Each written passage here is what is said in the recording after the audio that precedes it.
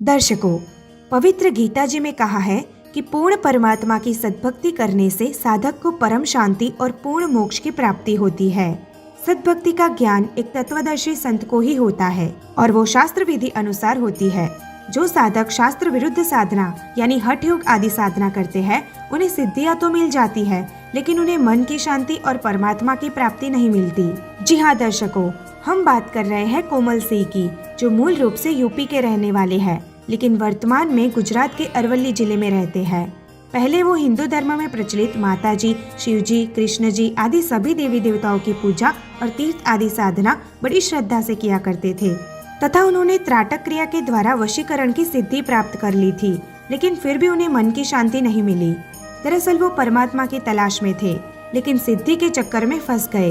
परंतु एक बार उन्हें एक पूर्ण संत की पुस्तक प्राप्त हुई, जिसे पढ़ने से उन्हें ज्ञान हुआ कि वो इन सिद्धियों के चक्कर में पड़कर अपना जीवन नाश कर रहे थे।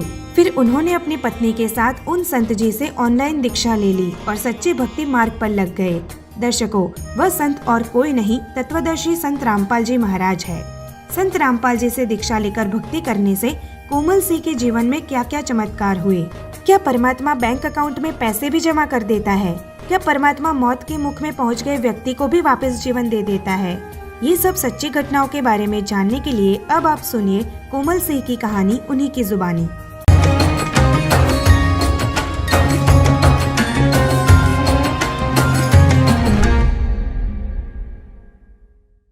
नमस्कार सर। सत साहिब। सर, क्या नाम है आपका और आप कहाँ से आए हो? हमारा कोमल सिंह नाम है और हम यूपी ग्राम मदारीपुर, जिला जालौन, पोस्ट करतलपुर, थाना कुठवन से आए हुए हैं और हम इस समय गुजरात मुड़ासा, जिला अरवली, काबुला में रहते हैं। सर, संत रामपाल जी महाराज जी से नाम दीक्षा लेने से पहले आप क्या क्या भक्ति साधनाएं करते थे? सर जी, संत रामपाल जी महाराज की शरण में आने से पहले हम बहुत साधनाएं करते थे और बहुत तीर्थ स्थलों पर गए, जैसे कि हमारे देवी दुर्गा जी हैं, शेरोवाली माता की नवरात्रा, जिसमें हमारे यहाँ यूपी में जबारे बोए जाते हैं और हम 9 दिन के जबारे उनके मंदिर पे बोते थे और बहुत बड़ा कार्यक्रम भी करते थे। और शिवरात्रि में शंकर भगवान को बेलपत्री 1 महीना चढ़ाना, उनका उपवास रखना, और श्री कृष्ण भगवान का जन्माष्टमी आता उसको भी मनाते थे हम।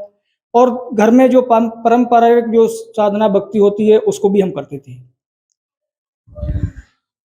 तो सर, इन सभी प्रकार की पारंपरिक भक्ति क्रियाओं को करने से आपको कोई लाभ भी मिले? नहीं सर, हमको लाभ के लिए ही हम ये सब करते थे। इसको करते करते हमको कोई लाभ नहीं मिले और आर्थिक स्थिति भी हमारी गंभीर होती गई। घर में झगड़े भी होते थे और आपदाएं भी आ जाती थी। हम इसके लिए वैष्णो देवी भी गए और मनसा देवी भी गए चंडीगढ़ में, और बहुत से तीर्थ स्थलों पर गए, लेकिन हमको इसकी शांति नहीं हुई। फिर एक प्रेरणा बन गई हमारे अंदर कि आखिर भगवान है तो है कहाँ और उस भगवान को कैसे पाया जाए, भगवान है तो है कौन। फिर मुझे जो गांव में मंदिर पे जो एक पुजारी रहते थे, उनसे हम बहुत ज़्यादा घनिष्ठ हो गए। तो उन्होंने हमको बताया कि आप ओम नमः शिवाय का जाप करो और सोते समय 10 जाप मतलब गायत्री मंत्र के करो, तो आपको लाभ मिलेगा और शांति भी होगी, आपके घर की आर्थिक स्थिति भी मतलब सब सुधर जाएगी। तो हम उनके ऊपर इतने मतलब विश्वास कर लिया। ओम नमः शिवाय का जाप सोते जागते बैठते उठते जब भी हमको टाइम मिले आंख बंद करके बैठ जाएं हम। तो हम आपको क्या बताएं, इतना हमारा मतलब ज़्यादा उनमें आस्था बन गई कि सपने में शंकर भगवान ही दिखाई देने लगे हमको। यहाँ तक होते होते फिर हमने हम इतने मतलब ज़्यादा अपनी महिमा बनाने के लिए हमने बहुत क्रियाएं बढ़ा ली, जैसे कि एक त्राटक क्रिया होती है जो समाज में अपने मतलब वशीकरण करने का काम करती है। तो उस वशीकरण की क्रिया हमने चालू की, यहाँ तक कि बहुत ज़्यादा मैंने पहले तो एक बिंदु पर त्राटक किया, बिंदु को खत्म स्टेज पूरा करके फिर मैंने मोमबत्ती पर त्राटक किया। सर, आखिर ये त्राटक क्रिया होती क्या है? त्राटक क्रिया होती है किसी वस्तु पर अपने निगाह को मतलब एकटक देखना, जिससे वशीकरण की सिद्धि अपने अंदर आ जाती है। आप किसी को भी आसानी से मतलब बस में कर सकते हैं, अपना काम करवा सकते हैं, मतलब कुछ भी उससे अपने मन चाहा काम ले सकते हैं किसी से भी। तो हमने आपको बताना चाहें सर जी, हमने इतना त्राटक क्रिया किया है। मोमबत्ती पर किया, वो भी मैंने सिद्ध कर लिया, और फिर मैंने आईना पर किया। आईना पर जो होता है त्राटक, हम आपको बताना चाहेंगे कि आईने के अंदर अपनी तस्वीर देखी जाती है। आईना बड़ा होता है, तो देखते देखते एक तक देखते देखते जब आपका आईना से आपकी तस्वीर गायब हो जाए तब वो सिद्ध होता है। तो इसको मैंने कम से कम तो 1 महीना तक उसको किया मैंने, ये भी हमने सिद्ध कर लिया। हम 5 मिनट देखते थे उस आईना को, तो हम 5 मिनट के बाद वो हमारी तस्वीर आईना से खत्म हो जाती थी। इसके बाद फिर हमने बल्ब के ऊपर किया, जो एलईडी बल्ब होता है लेट के उसके ऊपर त्राटक करते थे, उसको मैंने कम से कम 15 दिन किया तो वो बल्ब भी गायब हो गया। फिर मैंने 100 वाट के बल्ब पर त्राटक किया, हमारी स्टेज मतलब इतनी पहुंच गई थी कि 57-58 पर तक हमारी त्राटक पहुंच गई थी, वो तो भी लास्ट स्टेज पहुंच गई थी। हमारा त्राटक लास्ट था सूर्य के ऊपर, जो सूर्य उगता है सुबह, लाल लाल सूरज रहता है ना, वो त्राटक खाली रह गया था बस। इसके बाद फिर कोई इसके आगे कोई वशीकरण, कोई इसके आगे है ही नहीं, सबसे बड़ा वशीकरण यही होता है। और हम आपको बता दें सर जी कि इससे हमने बहुत त्राटक, जब हमको 58-57 तक पहुंच गई थी हमारी क्रिया, सिद्ध हो गया था त्राटक, तो वशीकरण काफ़ी हमारे नज़र में हो गया था और हम लोगों को आकर्षण भी करने लगे थे। जैसे एक अपने हमने पैसा कमाने का जरिया बना लिया था, अपने हम उम्र के बच्चों के लिए हम उल्टे सीधे काम करवाते थे, किसी बच्ची को अपनी तरफ आकर्षण करके दूसरे के साथ भेजना, या उल्टे सीधे हम मतलब नरक की तरफ अपना रास्ता ले जा चुके थे। ऐसा हमने इतनी शक्ति अपने अंदर हमने त्राटक क्रिया से कर ली थी कि हम बहुत गिरते चले जा रहे थे। सर, जैसा आपने कहा आप शंकर भगवान की भक्ति बड़ी आस्था से करते थे, आप ओम नमः शिवाय मंत्र का जाप इतनी लगन से करते थे कि आपको स्वप्न में स्वयं शंकर भगवान के दर्शन हुआ करते थे। इसके अलावा आपने त्राटक क्रिया को इतना आपने अपना लिया था कि आप लोगों का वशीकरण तक कर लेते थे। तो सर, फिर आपको संत रामपाल जी महाराज जी की शरण में आने की क्या जरूरत आन पड़ी? सर जी, इसका यही कारण था कि हमको सारा अच्छा लग रहा था, हमको लोगों को, जब हम लोगों को काम करते थे पैसा भी मिलता था सारा चीज, लेकिन अंदर से हमारे अंदर शांति नहीं थी। जिस शांति को हम खोजना चाहते थे, वैष्णो देवी जाते थे, मनसा देवी जाते थे, तीर्थों पर जाते थे, तो वो भगवान की खोज हमारे अंदर से नहीं गई थी कि आखिर परमात्मा है तो है कैसा और क्या कर सकता है परमात्मा। तो इसकी खोज करते करते हम बहुत ज्यादा ये अपनी मतलब मान बढ़ाई के चक्कर में इस स्टेज को बढ़ाते गए। लेकिन परमात्मा की दया से जिस समय हम यूपी से गुजरात में आए, गुजरात में हमने एक छोटी सी दुकान की जो हेयर सैलून की है, तो उस हेयर सैलून की दुकान में हमें परमात्मा की पुस्तक मिली, भक्ति से भगवान। उस पुस्तक को पढ़ने के बाद जब मैंने उसमें देखा कि परमात्मा का ये ज्ञान है, तो हमारा शरीर कांपने लगा। जो मैं क्रिया कर रहा था, जो वशीकरण का और जो भी क्रियाएं उल्टी सीधी करते थे, हम पहले जुआ भी खेल लेते थे और बच्चों के साथ लड़के उल्टे सीधे काम भी करते थे, बंदूक घर में रखते थे। तो उस पुस्तक को पढ़ने के बाद परमात्मा का मुझे ज्ञान हुआ कि हम तो पूरा नरक के भागी बन रहे हैं और हम ये क्रिया कर रहे हैं किसके लिए कर रहे हैं, ये तो हमारे कुछ काम आने वाली ही नहीं है। तो मैंने पहले तो उसको खाली टाइम पास के जरिए से उस पुस्तक को उठाया था, ना मैं किसी से खरीदा था, ना किसी ने हमको पुस्तक दी थी, खाली परमात्मा कबीर साहब की दया से पुस्तक दुकान में ही रखी थी। तो मैंने उसको पढ़ा, तो पढ़ने के बाद हिल गया मैं और मैंने उसको विस्तार से पढ़ा। फिर पढ़ने के बाद जब मुझे कांपने लगा तो मैंने अपनी मतलब हमारी जो मैडम है, मिसेस हैं, उनको मैंने अच्छी तरह से बताया। मैं क्या, देखो ये संत रामपाल जी महाराज की पुस्तक है और इसमें बहुत ही मार्मिक ज्ञान है, ऐसा ज्ञान विश्व में कहीं नहीं है। और हमको गुरु भी बनाना है, लोग कहते हैं गुरु के बिना मोक्ष नहीं होता है और गुरु के बिना बहुत कष्ट होता है। तो हमारे अंदर इतनी प्रेरणा बन गई कि मुझे अब नींद आना बंद हो गई कि मुझे गुरु बनाना है और संत रामपाल जी महाराज को ही गुरु बनाएंगे। तो संत रामपाल जी महाराज की प्रेरणा पुस्तक मिलने से हुए, तो मैंने एक दिन फोन लगाया, उस पुस्तक के पीछे नंबर आता है, उस पर मैंने फोन लगाया। तो जाके बरवाला फोन लगा, तो वहां से उन्होंने पूछा आपको नामदान लेना है? तो मैंने कहा हाँ नामदान तो लेना है। तो किधर किधर कैसे आएंगे हम बरवाला? तो उन्होंने कहा आप कहाँ रहते हो? तो मैंने उनको बताया कि मैं यूपी से रहने वाला हूँ और गुजरात में रहता हूँ, मुड़ासा अरवली जिले में। तो उन्होंने पूछा कि आप अहमदाबाद से कितने दूर रहते हो? तो मैंने उनको बताया पास में ही है। तो उन्होंने हमको बोला आप ऐसा करो, मैं आपको एक नंबर दे रहा हूँ और अहमदाबाद नामदान का नंबर है, वहाँ पे आप जाके नाम दीक्षा ले सकते हो। तो मैंने कहा कि ये बताइए वहाँ पे संत रामपाल जी महाराज हैं? उन्होंने बताया कि नहीं, संत रामपाल जी महाराज की आप चिंता छोड़ दो, आपको नाम दीक्षा मिल जाएगी, आप चले जाओ। तो मैंने कहा कोई भ्रमित कर रहा है, मुझे इतना ज्ञान तो नहीं था, पुस्तक में ये तो नहीं बताया था कि संत रामपाल जी महाराज हैं कि नहीं है। तो उनका ज्ञान उसमें पुस्तक के हिसाब से मैंने कहा कोई भ्रमित कर रहा है, जो संसार में भ्रमित करते हैं ना और दो अन्य संत। तो मैंने कहा कोई दिक्कत नहीं, फोन काट दिया। अब मैंने भगतमती को अपनी मिसेस को बोला कि मैं वहाँ पे जाऊँगा और आपको अगर अच्छा लगे तो मैं पहले नाम दीक्षा लेके आऊँगा, फिर आपको लेके चलूँगा वहाँ पे। अगर आपको लेनी हो तो आप भी ले सकती हैं नाम दीक्षा। जब तक क्या है आपको बताऊं कि हमारे ससुराल में हमारी साली की शादी आ गई 4 अप्रैल की। तो मैंने कहा आपको शादी के बाद वहाँ पे छोड़ दूंगा और मैं बरवाला चला जाऊंगा नाम दीक्षा लेके, और फिर मैं आपको रास्ता देख के आऊंगा, तो हम सबको बच्चों को लेके जाएंगे। तो इस प्रकार से हम वहाँ पे गए, और उस शादी में एक भगत जी आए हुए थे। तो हम जो साड़ू साड़ू लोग थे, हमारे मौसा ताऊ चाचा के सब लोग ऊपर ढाबे पे बैठ के हंसी मस्करी करते थे लोग, और हमने जो पुस्तक का ज्ञान पढ़ा था जाना था, तो उसके आधार से हमने दो एक उस पे पुस्तक के ज्ञान के टॉपिक बताए। तो उनमें से एक साड़ू थे, बोले यार तुम जो ज्ञान बताते हो वो तो संत रामपाल जी महाराज का है, और उनके तो वो भगत है वो साइड में सो रहे हैं, क्योंकि भक्तों को तो ये हंसी मस्करी पसंद आती ही नहीं है। तो वो भगत जी साइड में सोए हुए थे। तो मैंने कहा कौन है? संत रामपाल जी महाराज का शिष्य। तो उनको उठाया, तो जब वो आए सत्संग हुए उनसे, तो हमको अंदर से इतना सर्दी महसूस फील हुआ कि अब तो हमको मालिक की शरण आसानी से मिल जाएगी, भटकना नहीं पड़ेगा। तो उन्होंने हमको बताया कि अभी तो लॉकडाउन चल रहा है और ऑनलाइन दीक्षा मिल रही है मालिक की दया से, तो उन्होंने बोला कि आप घर पे भी ले सकते हो। तो मुझे तो कुछ मालूम नहीं था, और उन्होंने कहा कि आप हमारे घर पे आ जाइए, आपको ऑनलाइन नाम दीक्षा मिल जाएगी। तो फिर शादी खत्म हुई है, तो मैंने अपना विचार बनाया कि चलो 1 तारीख को जाएंगे। तो 1 तारीख को हमने जब वहाँ से विचार बनाया, हमने और हमारी मिसेज ने, चलो नाम दीक्षा लेके आएंगे मालिक की दया से, अब दूर नहीं भटकना पड़ेगा। और उन्होंने हमको बता दिया ऐसे ऐसे नाम दीक्षा मिल जाती है ऑनलाइन। तो जब हम वहाँ पे लाहौर गए, भिंड जिले में, तो वहाँ पे जाने के लिए तैयारी की, तो हमारे पिताजी इतने बीमार हो गए कि उनको, जो हमारे होते हैं ना, मरने लगता है तो उसको दान करवाते, बच्चियों को पैसा दिलवाते, किसी को गौ दान करवाते हैं, वो भी हो गया। तो हमारी मिसेस बोली कि अभी तो पिताजी मरने वाले हैं, ऐसे में जाना ठीक नहीं होगा। वो दिन निकल गया, एक दिन और निकल गया हॉस्पिटल में, लेकिन पिताजी तो नहीं मरे। और इसके बाद तीसरे दिन फिर मैंने जब आराम मिला, तो मैंने कहा चलो आज चलते हैं, आज पिताजी हैं, भाई के पास छोड़ देंगे, अब चलो जाएंगे। तो जब हम निकलने लगे, उसी समय फिर से तबीयत बिगड़ गई उनकी। फिर सर जी आपको बताएं, 3 4 5 दिन ऐसे निकल गए।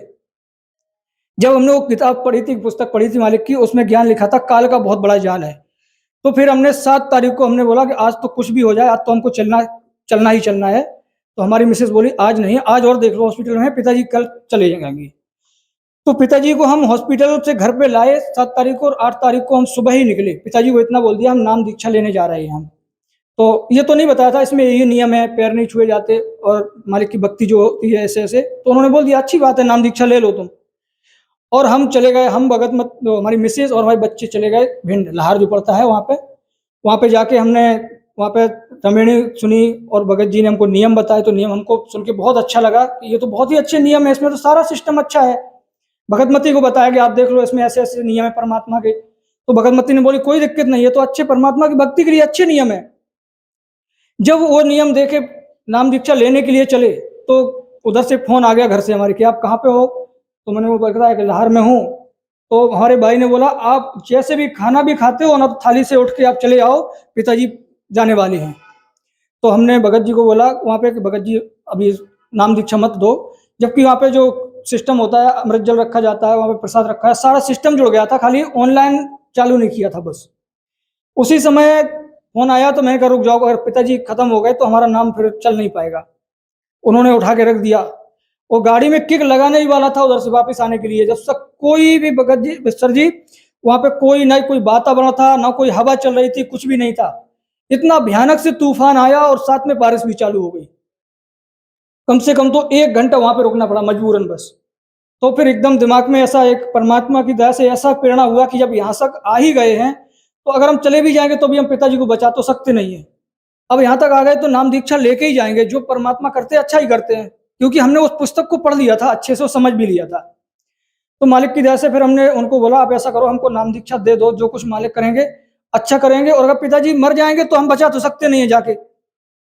उन्होंने बोला बात तो तुम्हारी सही है, हम भी यही चाहते हैं आप नाम दीक्षा लेके ही जाओ। तो फिर जब हमने नाम दीक्षा लेने के लिए बैठे, तो नेटवर्क नहीं आ रहे थे फोन में, तो उन्होंने ऊपर ढाबे पे जाके मोबाइल को कनेक्ट किया ऑनलाइन के लिए। ढाबे पे बैठ के मालिक की दया से हमने नाम दीक्षा ली। नाम दीक्षा लेने के बाद जब नीचे उतरे तो हमने फोन लगाया घर पे, हमने कहा भाई पिताजी की तबीयत कैसी है। तो उधर से मैसेज मिला अब तो ठीक है, आराम है और कोई दिक्कत नहीं है, अब तो बोल भी रहे हैं। मैंने मालिक को दंडवत प्रणाम किया और परमात्मा का बहुत शुक्र मनाया कि एक काल का जाल ही मालिक था, आप ही जानो। सर, जो भी श्रद्धालु संत रामपाल जी महाराज जी से नाम दीक्षा ले लेते हैं, उनको कई प्रकार के आर्थिक, शारीरिक और मानसिक लाभ प्राप्त होते हैं। तो आपको भी संत रामपाल जी महाराज जी की शरण में आने के बाद क्या कोई लाभ प्राप्त हुए? हाँ सर जी, लाभ तो परमात्मा की दया से बहुत हुए हैं।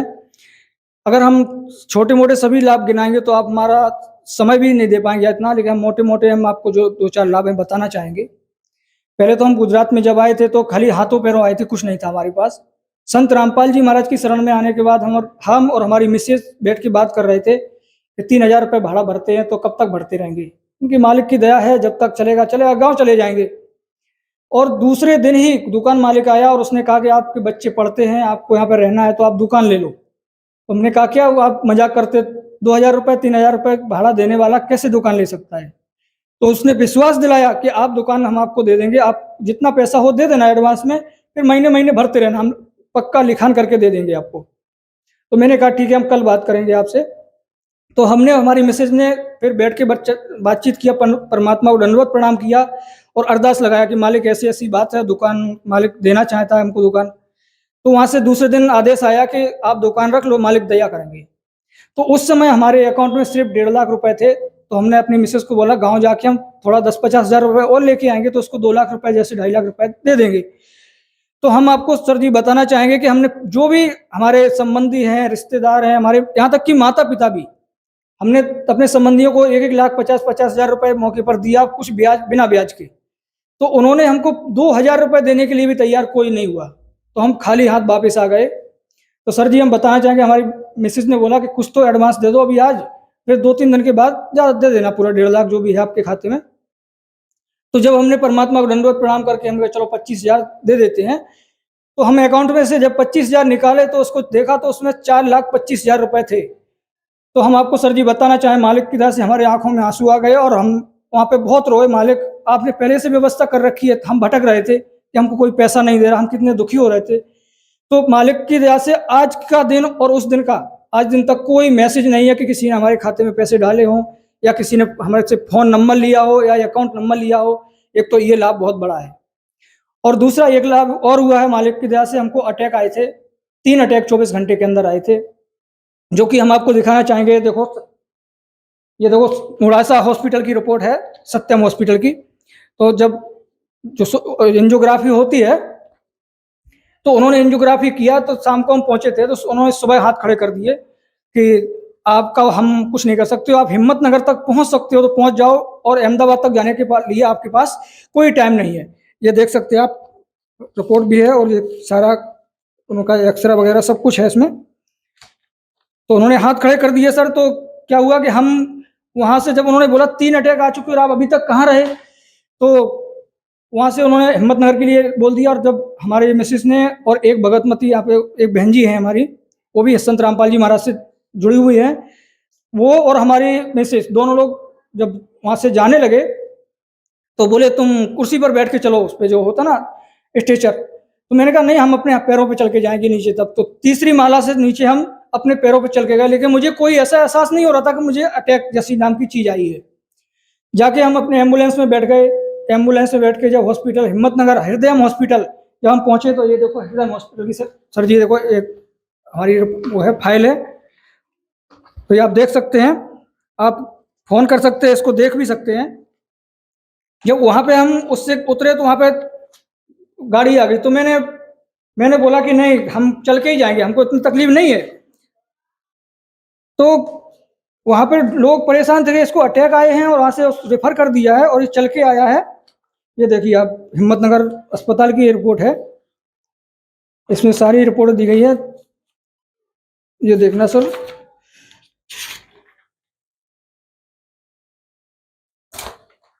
अब आपको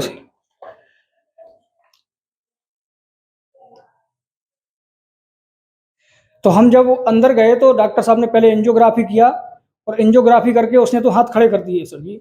उसने बोला ये तो 10-15 मिनट में मरने वाला है। ये देखिए एंजियोग्राफी की ये फोटो कॉपी है, ये आप देख सकते हैं। ये डॉक्टर साहब ने बोला 10-15 मिनट से ज़्यादा ये बचने वाला नहीं है, क्योंकि इसको कोई दुनिया में बचा। 3 अटैक आए हैं और ऐसे ऐसे अटैक हैं कि इसको एक हाथी भी नहीं बच सकता एक अटैक में, इसको 3 अटैक आए हैं, इसको कोई बचा नहीं सकता। और उसने हाथ खड़े कर दिए। हमारी मिसेस को जाके बोल दिया कि इसको ये गाड़ी की तैयारी करिए आप और बाहर लेके जाइए, क्योंकि ये बचने वाला नहीं है। तो इसके बाद हमको तो पता ही नहीं था कि हमारा स्टेज इतनी ज़्यादा खराब हो गई। इसके बाद हमारी मिसेज ने, जो वहाँ पे थी, उनको मना कर दिया उसने। ये हमारी मिसेज भी हमारे साथ में आई हैं। नमस्कार बहन जी। सर साहेब जी, बहन जी, क्या नाम है आपका? मेरा नाम गायत्री है। बहन जी, क्या आपके पति ये सही कह रहे हैं कि उनको 3 हार्ट अटैक आए थे और अस्पताल में डॉक्टर ने अपने हाथ खड़े कर दिए थे कि अब ये केवल 10-15 मिनट ही जिएंगे और उसके बाद इनकी जान चली जाएगी? जी सर जी, ये बात सही है, क्योंकि मैं ही इनको लेके गई थी। उस समय कोई नहीं था हमारे साथ जाने वाला, हम ही थे। और हम यहाँ पे गुजरात में रहते हैं। यहाँ पे एक भगतमती है, हमारी गुरुजी की शिष्य है, वो भी हमारे साथ में थे। तो डॉक्टर ने जब एंजियोग्राफी की तो उन्होंने मुझे अंदर बुलाया। उन्होंने कहा कि इनके साथ में और कौन है जिससे मैं बात करूं। मैंने कहा मेरे साथ में कोई नहीं है, मैं इनके साथ में अकेली हूँ, वो मेरे हस्बैंड हैं, आप मुझसे बात कर सकते हैं जो भी कहना चाहते हैं। तो उन्होंने बोला कि एंजियोग्राफी में उन्होंने मुझे बताया और समझाया सब, कि जैसे कि इन्होंने अभी आपको रिपोर्ट दिखाई है ये, कि इसमें ये सब इनका पूरा हृदय ब्लॉक हो गया है, जो कि इनके आप कुछ भी अगर आप सोचो ट्रीटमेंट में करूँ तो मेरे हाथ से भी केस निकल गया। आपने इतने टाइम तक क्या किया, मतलब 3 अटैक आए हैं इनको 24 घंटे में। तो मैंने उनको बताया कि मैंने इनको मोड़ासा एडमिट किया था। उन्होंने जब हिम्मत यहाँ के लिए बोला तो मैं यहाँ आई हूँ। तो उसने ऐसा बोला तो बोले इनका तो कुछ नहीं हो सकता, ये 10-15 मिनट चलेंगे, इससे ज्यादा नहीं चलेंगे। और बोले अगर ऑपरेशन भी यहाँ पर होता है तो ये प्राइवेट हॉस्पिटल है, यहाँ पे कम से कम आपको 3 से 4 लाख रुपया भरना होगा। तो मैं रोने लगी वहां पे। मैंने कहा डॉक्टर साहब इतना तो मेरे पास नहीं है, अगर मैं बीमार होती तो वो कुछ भी कर सकते थे, पर मैं क्या करूं, मैं मेरे बच्चों को सारों को अगर कुछ भी बेचती भी हूँ तो इतना पैसा मैं इकट्ठा नहीं कर सकती हूँ। तो वो बोला रोने से कुछ नहीं होगा, आप जो भी है आपका देख लो, आपका कोई सगा संबंधी हो तो बुला लो, नहीं तो इनके पास इतना समय नहीं है। तो मैं घुटने पे आके रोने लगी, बाहर आके बहुत जोर से रोई मैं। मैंने कहा गुरुजी, मैंने परमात्मा को याद किया। मैंने कहा परमात्मा आपके अलावा यहाँ पे कोई नहीं, अगर इनको कुछ होता है तो इस भक्ति ली ना मैंने जब से इनके घर वाले सारे खिलाफ थे। वो बोलते थे कि तुम्हें एक ऐसी भक्ति ले ली है, कुछ भी नहीं पहनती हो, कुछ भी नहीं करती हो, हमेशा श्रृंगार नहीं करते। तो सब लोग गलत बोलते हैं कि ये सब विधवा के जैसी रहती है, लेकिन मुझे पता है कि मेरे परमात्मा कहते हैं कि शरीर का श्रृंगार कुछ भी नहीं होता, आत्मा का श्रृंगार होना चाहिए। तो मैंने घुटने पर रोने लगी। मैंने कहा परमात्मा, मैं मेरे भगत जी को चलते पैरों पर लाई थी, चल के ही ले जाऊंगी। अगर ऐसा कुछ विधान में आता है, मेरे भगत जी अगर जाते हैं तो मालिक आपको मुझे भी ले जाना पड़ेगा। तो मैंने ऐसा रो ही रही थी तब तक। जो मैंने दुकान ले रखी है, वो मालिक और एक आर्मी वाला भैया है जो वहां पे दुकान की हुई है, वो दोनों पता नहीं मालिक की दया से कहाँ से आए। उन्होंने बोला क्या हुआ, तो मैंने उनको अपनी स्थिति बताई। मैंने कहा डॉक्टर साहब ऐसा ऐसा बोल रहे हैं कि 10-15 मिनट में वो खत्म हो जाएगी, उनकी स्थिति ज्यादा बिगड़ गई है। तो वो बोलने लगे कि ऐसा कुछ नहीं, मैं डॉक्टर साहब से बात करता हूँ। तो वो अंदर गए, उन्होंने डॉक्टर साहब से बात की, मुझे भी अपने साथ में रखा कि आप मेरे साथ में आओ, डॉक्टर साहब क्या बोलते हैं मैं बात करूंगा। तो उन्होंने बात की तो डॉक्टर साहब ने उनसे स्पष्ट बोल दिया कि ये पेशेंट तो 10-15 मिनट में खत्म हो जाएगा, ये तो कुछ भी नहीं। उन्होंने उनको जांच दिखाई, पूरी रिपोर्ट, कि देख लो आप अपने आंखों से देख सकते हो, क्योंकि वो आर्मी मैन भैया था तो उनको सब पता था कि मतलब जो हृदय ब्लॉक था, ब्लॉकेज होते हैं वो क्या होता है, उसके बारे में वो सब समझता था। उसने मुझे भी समझाया फिर कि ऐसा ऐसा है। फिर डॉक्टर ने बोला अगर आप लोग बोलते हो, तो उन्होंने बोला ऑपरेशन कुछ तो इसकी विधान होगा ना, वो करो आप। तो डॉक्टर साहब ने स्पष्ट मना कर दिया कि आप ऑपरेशन करवाओगे, ये बोल रहे इनके साथ में कोई नहीं है, इनके पति अकेले हैं और ये बाहर के रहने वाले हैं, इतना सारा पैसा कहाँ से लाएंगे। तो बोला पैसे की आप चिंता मत करो, वो मैं कुछ करता हूँ। बोले कुछ करने से कुछ नहीं होगा, मुझे तो कैश पेमेंट चाहिए पहले। तो जो मेरे भाई थे, वो भाई ही बोलती हूँ मैं उनको, उन्होंने 50,000 रुपए कैश उनके टेबल पर रख दिए। एक 40 तोले की चेन पहन रखी थी सोने की, वो भी टेबल पर रख दी डॉक्टर साहब के। बोले आपका पूरा हो गया ना, आप इनका केस अंदर ले लो, जो भी हो आप ऑपरेशन चालू किया। तो डॉक्टर साहब ने ऑपरेशन चालू किया। ऑपरेशन चालू किया तो डॉक्टर ने क्या बोला, एक स्टेंट डाल दिया इनके अंदर। फिर बोला ऑपरेशन सक्सेस नहीं हो रहा है, दूसरा स्टेंट भी डालना पड़ेगा। एक स्टेंट का 1.5 लाख रुपए होता था, लेकिन वो डॉक्टर साहब ने बोला कि एक स्टेंट और डालना पड़ेगा तो 1.5 लाख रुपए और होगा। तो वो बोला एक डालना पड़े, 2 डालना पड़े, जो भी हो आप कंटिन्यू करो, पूरा करो, पैसा जितना भी होगा मैं इनका पैसा भरूंगा। तो डॉक्टर साहब को पता था, क्योंकि उसने 40 तोले की चेन रख दी थी उनके पास। तो उन्होंने बोला, उसने ऑपरेशन 2 स्टैंड भी डाल दिए थे, कोई 2 डीवीडी भी बनाई है, 2 स्टैंड डाले थे उनके अंदर, फिर 2 डीवीडी बनाई है। तो इसके बाद मालिक की दया से उन्होंने पैसा भरा, और डॉक्टर साहब ने मालिक की दया से 1.5 लाख रुपए बाद में छोड़ भी दिया, ऐसा नहीं है।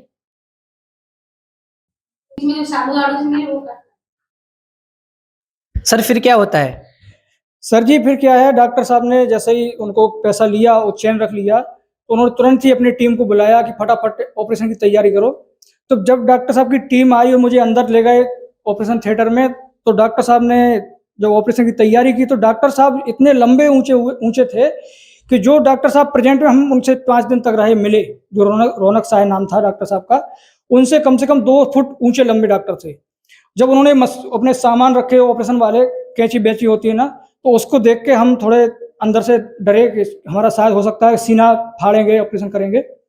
तो मैंने डॉक्टर साहब को उतना ही बोला, खाली मैं पहले सतनाम का जाप कर रहा था, कंटिन्यूअस वो हमारा बंद नहीं था। जब हॉस्पिटल मोड़ासा में आए वहाँ पे भी सतनाम का जाप कर रहा था, और रास्ते में आए तो वहाँ पे भी सतनाम का जाप मैंने बंद नहीं किया, क्योंकि परमात्मा ने कही है सतगुरु शरण में आए से आई टले भला, और जो मस्तक में सूली हो तो कांटे में टल जा। तो परमात्मा कहते हैं जिसके सिर पे अगर मौत भी आ जाए ना, तो परमात्मा की शरण में आने वाले भक्त को कांटे की चोट लगने से वो मौत भी टल जाती है। तो मुझे ये वाणी याद थी मालिक की, तो मैंने भक्ति बंद नहीं की थी। और डॉक्टर साहब को मैंने बोला, डॉक्टर साहब लगेगी तो नहीं? जब वो सामान देखे हमने तो उन्होंने बोला कि बेटा तुम अपना काम करते रहो और कुछ नहीं होगा। बस मैं शांत होगा, अपना सतनाम का नाम जाप चालू कर दिया। जब ऑपरेशन हो गया, इसके बाद उसमें मैं बेड पे पहुंच गया। इसके बाद एक झटका लगा मुझे सतनाम करते करते कि मैंने डॉक्टर साहब को बोला था कि डॉक्टर साहब लगेगी नहीं, तो डॉक्टर साहब को ये कैसे पता था कि मैं कुछ कर रहा हूँ, क्योंकि मैं तो खाली सतनाम का जाप कर रहा हूँ, तो वहाँ पे कोई काम तो था नहीं हमारे लिए। अब मैं परमात्मा का नाम लेके बहुत रोया वहाँ पे, परमात्मा आप तो आए, शायद हमारा लगता है कि आप हमारा काम करके चले गए, मालिक एक बार फिर से दर्शन देना आप। तो पूरा 5 दिन तक रहे वो, इतने ऊंचे लंबे डॉक्टर साहब थे, हमको न तो दिखाई दिए, ना हमसे कुछ पूछने आए, ना हमसे कोई बात की आगे, और ना ही हमको दिखाई दिए। जबकि रौनक साय तो उनसे बहुत छोटे कद में थी। तो पहला तो ये लाभ हुआ कि परमात्मा ने हमको हमारा खुद आके ऑपरेशन किया। संत रामपाल जी महाराज ने, जो सतगुरु जी हैं, उस परमात्मा कबीर साहब की दया से उन्होंने हमारा ऑपरेशन किया आके। और इसके बाद डॉक्टर साहब ने 3 लाख तय किया था पेमेंट, और बोल दिया था 1% भी हमारी गारंटी नहीं है, इसको कुछ भी हो सकता है 24 घंटे के अंदर, हमारा 1% गारंटी नहीं है, ऐसा बोला था। तो जब 24 घंटे हो गए तो डॉक्टर साहब ने बोला अब ये खतरे से बाहर है, इतना बोला। तो फिर जब खतरे से बाहर हो गए तो उसने आके बोला कि अब हम 1.5 लाख ही रुपए लेंगे इनसे, क्योंकि हमने हमारा इस ऑपरेशन में कोई भी हमारा हाथ नहीं है, केवल स्टैंड हमने डाले हैं। मान लिया हमारा स्टैंड लगा है, लेकिन हमने इसमें कुछ भी नहीं किया, ना तो मैंने इसका ऑपरेशन किया ना कुछ किया है, लेकिन स्टैंड हमने डाले, उसका ही खर्चा लूंगा। और 3 लाख रुपए तो हम नहीं ले सकते, क्योंकि हमें पता है कि ये कुछ ना कुछ तो इसके संग साथ में है, क्योंकि मरे हुए इंसान को कैसे जिंदा हम कर सकते हैं। ये हमारा पहला केस है जो 3 अटैक वाला इंसान हमारे यहाँ से जिंदा होके जा रहा है। उन्होंने 2 सीढ़ी हमको दी बना के, 2 अपने पास रखी, बोले हमारे ये बहुत काम आएगी आगे, हमारे लाइफ में कभी ऐसा कोई फंक्शन हुआ तो हमारे बहुत काम की है। तो ये 2 सीढ़ी उसने अपने पास भी रखी कि ये पहला केस हमारा, जब से हम ये कर रहे हैं ना, हृदय का ऑपरेशन करते हैं, काम कर रहे हैं, ये पहला केस है जो 3 अटैक वाला हमारे हॉस्पिटल से आज जिंदा होके जा रहा है। हमारे लिए बहुत मतलब सौभाग्य की बात है ये। तो हम आपको सर जी बताना चाहेंगे, उसने 1.5 लाख रुपए वहां से हमको वापस कर दिया, जबकि आप जानते हैं कि डॉक्टर मरे हुए इंसान का भी 5 रुपए नहीं छोड़ता। किसी का अगर डेड बॉडी भी अंदर रखा है तो पहले हिसाब करा लेता, इसके बाद डेड बॉडी देता। लेकिन परमात्मा कबीर साहब की दया से, संत रामपाल जी महाराज जो हमारे गुरु महाराज जी, उनकी दया से 1.5 लाख रुपए छोड़ दिया उन्होंने। ये हमको बहुत बड़ा लाभ हुआ। सर और कोई लाभ? लाभ तो छोटे मोटे बहुत से होते रहते हैं, दिन प्रतिदिन घर में बीमारियां जो आती हैं वो भी नहीं आती, बड़ी बड़ी बीमारियां को थोड़ी खांसी जुकाम में निकल जाती हैं मालिक की दया से।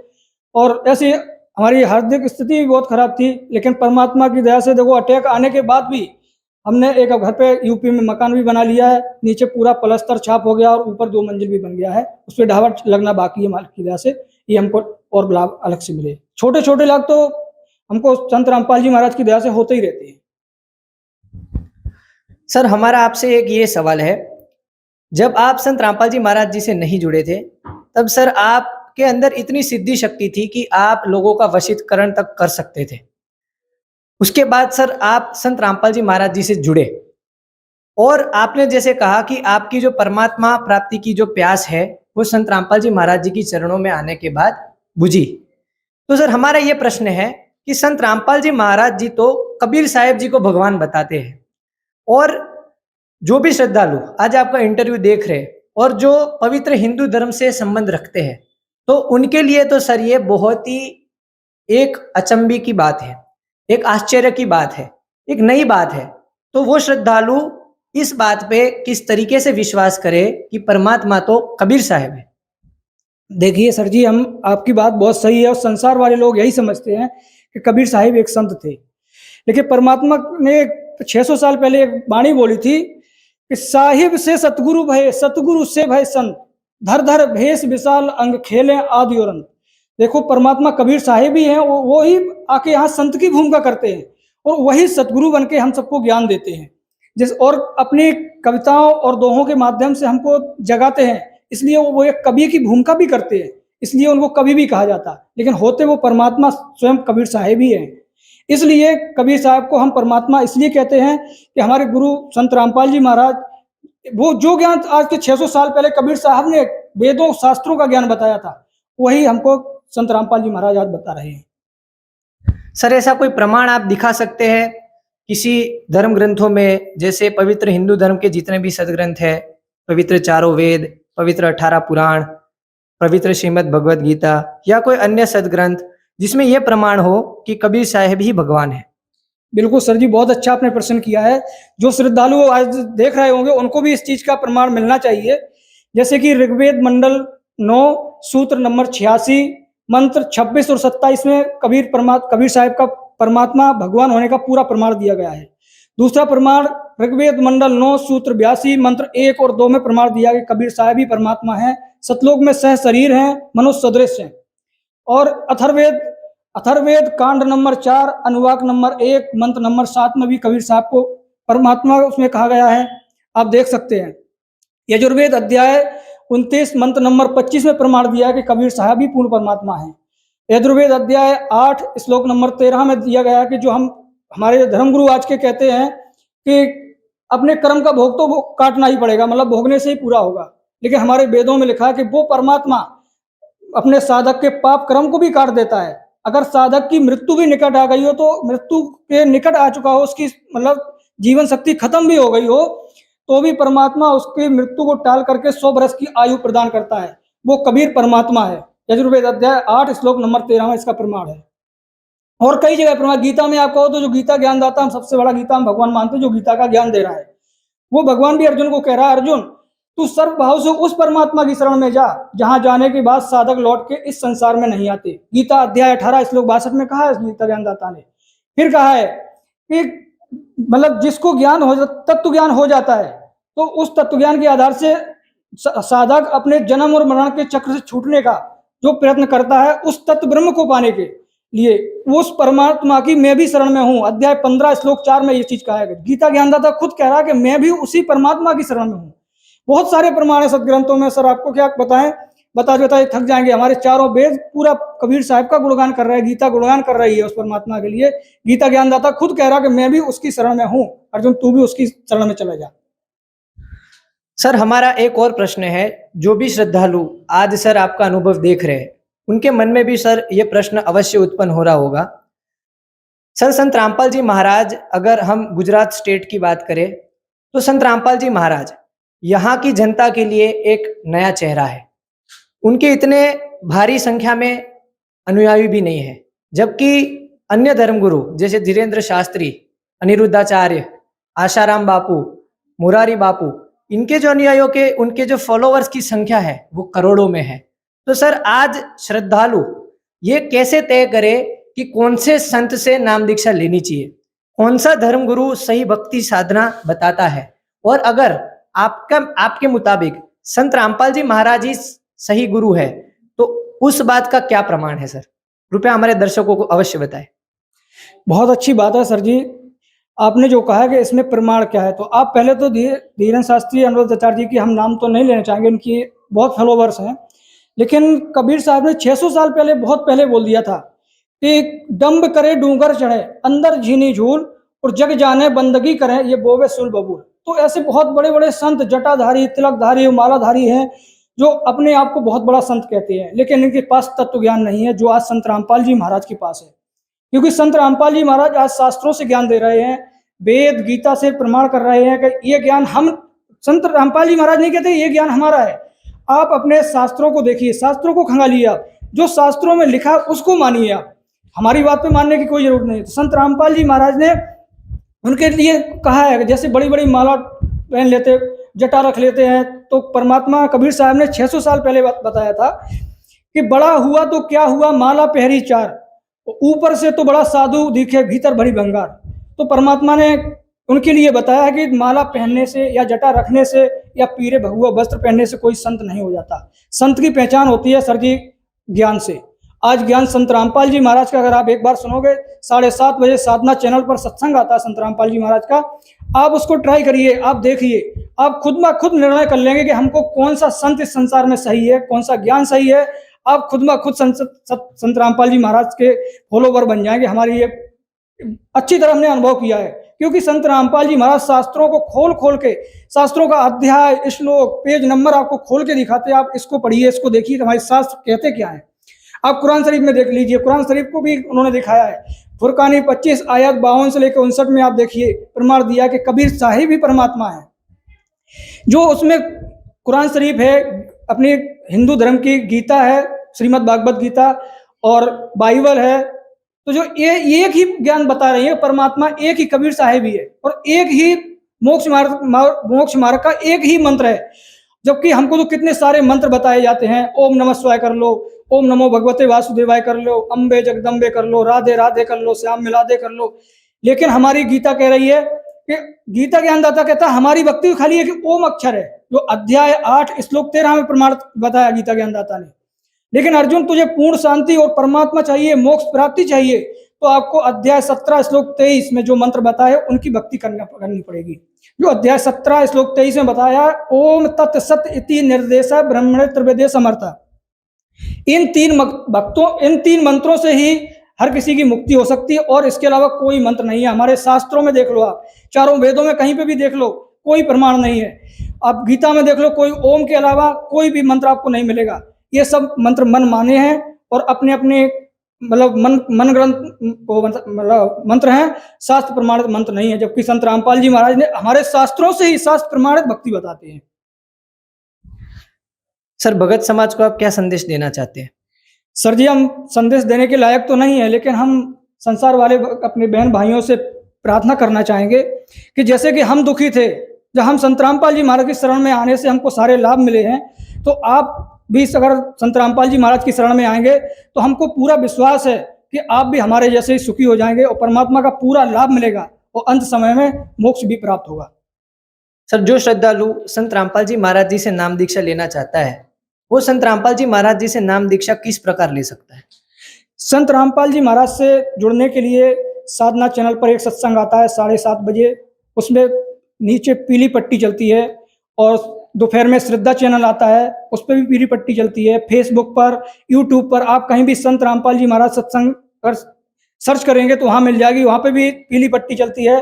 तो संत रामपाल जी महाराज का उस पर नामदान केंद्र का नंबर आता है, आप उस पर मिस कॉल करेंगे या कॉल करेंगे तो आपको आसानी से, आपको आपके नज़दीक जो जिले में आपके एक नामदान केंद्र, हर जिले में है मालिक की दया से, तो आपको उस पर कॉल आएगा और आप पता करके वहाँ से नाम दीक्षा ले सकते हैं। धन्यवाद सर। सत साहिब।